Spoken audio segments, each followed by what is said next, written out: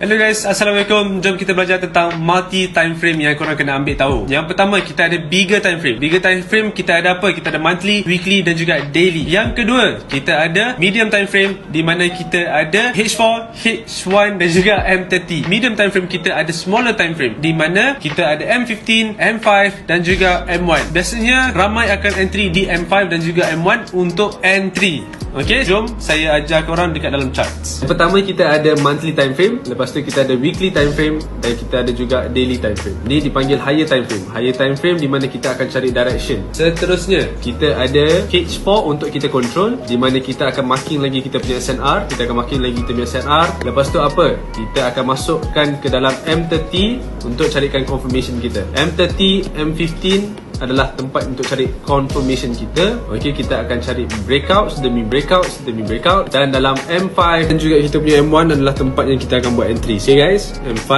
dan juga M1 hanyalah untuk entries sahaja. Okey, sama semua send point. Terima kasih.